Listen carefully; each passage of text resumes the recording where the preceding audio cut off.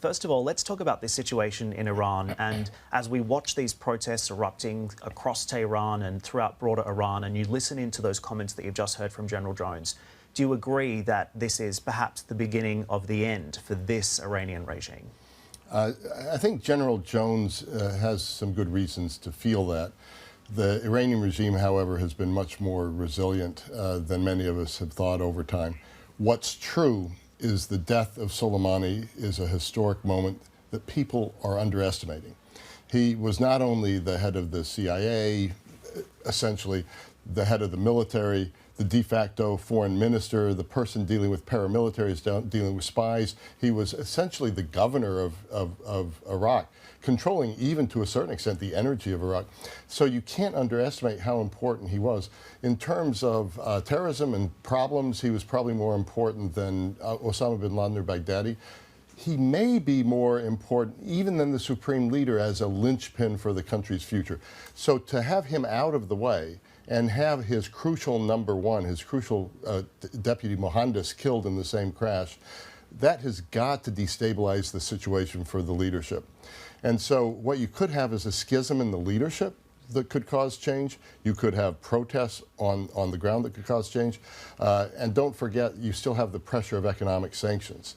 And so what the regime would like to do is it would like to just wait out Trump, hope that there's another leadership, a democratic leadership that would go easier on them. But it's unclear to me whether they can wait out Trump. So what do? Do they get more aggressive? Possibility. Do they collapse? And is there an overthrow of some sort that General Jones is hinting at? I think a little bit less likely. Do they come to the table and actually start negotiating? I think watch the funeral of Sultan Qaboos. Do you start seeing people talking on the sidelines? Maybe not talks, but talks about talks. I think that Iranians may need a little bit of a calming period right now, and they need it badly. With the protests taking place on the streets, with the plane being shot down, with Soleimani's killing, I think rather than escalating right now, they may look for a moment to just cool things down. It certainly opens up a can of worms, doesn't it? And I think there's no question that the US decision to take out Soleimani was the right one. He was, of course, a known terrorist. But I think the broader question is, has it made the region safer? What do you think?